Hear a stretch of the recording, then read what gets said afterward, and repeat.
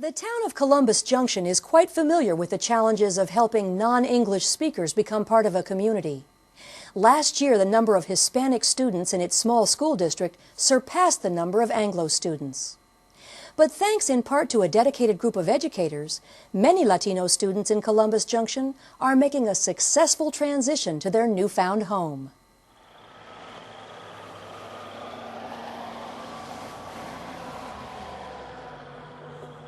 As you enter the city limits of Columbus Junction, it looks like typical small-town Iowa.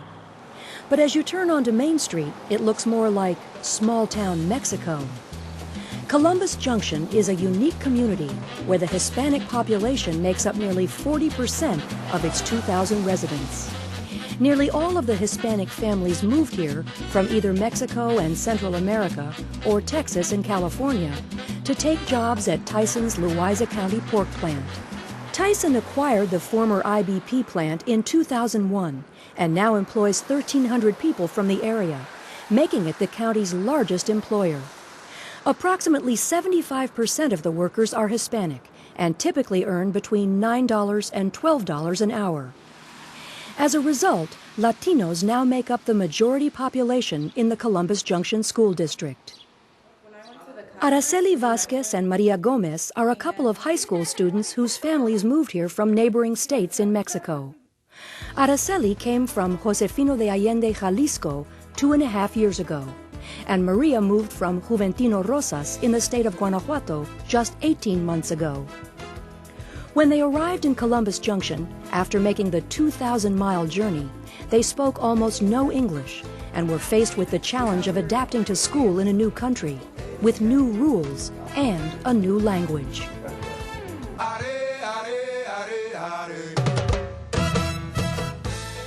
When you move, you have to start again. You have to start in zero. And sometimes it's really difficult because you have another opinion, or you have your beliefs, your values, your religion, you have everything, your language. That language is the most difficult thing.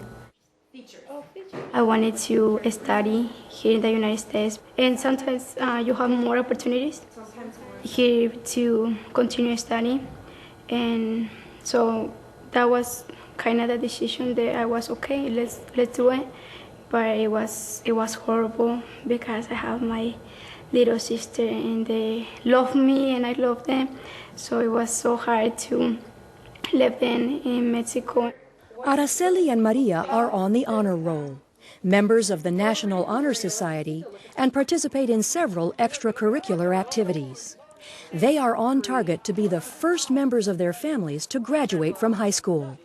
My schedule is I have to wake 5:45 in the morning to get ready to come to practice, track practice, because I'm in track, so we have to run in the morning, and then we have to take a shower and dress and get ready to come to school. I'm in soccer, so I have to get ready to go to practice, and we go to practice, and then after practice I have to go to work in La Reina, Mexican restaurant. And then when I finish to work, I have to go home and do my homework, take a shower, and talk in the phone and sleep. And another day is the same thing. The girls are motivated to succeed in school, but they also acknowledge the help of many educators and people in the community who have helped them learn to speak English. Kelly Moen is a first-year teacher and in charge of the secondary ESL, or English as a Second Language, program. Students that I work with are either brand new to the country, and so they don't speak any English, or they've been here for a couple of years and they're still developing their language skills. Some of the ESL strategies that I use are a lot of drawing. I like to do drawing because I find that the students, they just love to draw, and that's not uncommon for any type of kid, I'm sure, but I think for English as a second language students, especially, it's a really good medium for them to express themselves because it's universal. To be a certified ESL instructor, it is not necessary to be fluent in another language. And while Kelly is learning to speak Spanish, my Spanish is getting better. It's not where I would like it to be. She relies heavily on her two bilingual teaching assistants, Soki Monchivais and Ruben Zuniga, to work with new non-English speaking students. I'm here at school by 8 o'clock. I leave at 3:25 from here. I get to Iowa City about 4:30. By 5 o'clock, I start my job in the ORs and operating rooms. I get home about 2:15, 2:30 in the morning, and I still have to watch a little bit of TV and kind of wind down. By the time I get to bed, it's 3:30 or 4, and I'm up by 7:15 again, every day. I've been doing 2 full-time jobs since '97, and my wife keeps telling me, it's time to quit one job, and I just can't because I love my job here with the kids, and I love my job in the operating rooms.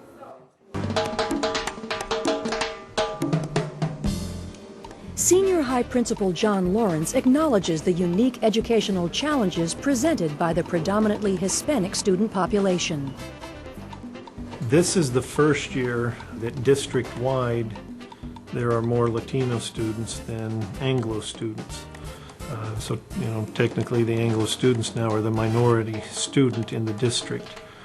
Things that you never think about coming here. Then you see the Latino population. First was just the language barrier, dealing with parents. They come in and having to speak Spanish.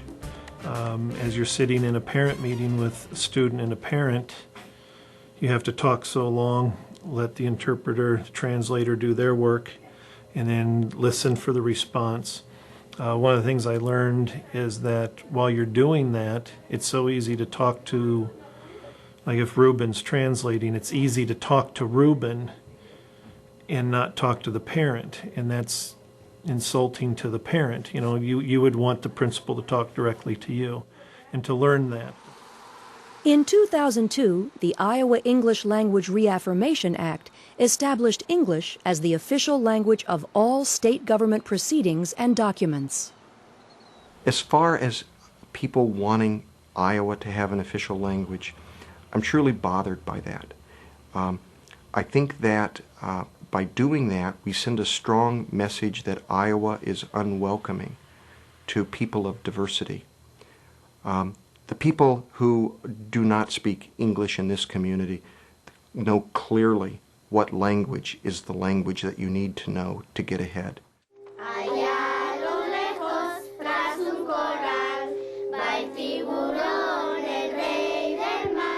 Last year, the Columbus School District was recognized as an outstanding educational organization at the Latino-Latina Leadership Awards Conference for its efforts to embrace and reach out to its Latino community.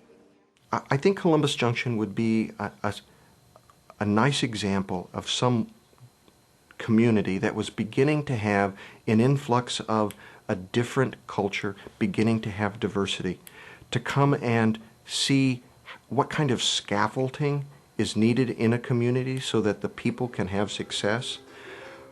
We've learned that working together and trying to understand each other better, trying to find the strengths, that we can have a better, stronger community. As the Latino population continues to increase in Iowa, more communities like Columbus Junction are likely to emerge. Communities like Columbus Junction, I think, are unique in Iowa, but I think they're becoming more and more common. And I think it's wonderful because, especially northern Iowa, where I'm from, I don't want to speak for everyone, but where I'm from, we are not a hugely diverse community. And coming here to a community like Columbus, it's very different.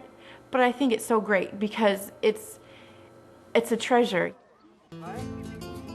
As for Araceli and Maria, their plans for the future include college and eventually entering professions where they can help other immigrants find their way in their new home and learn to speak their new language.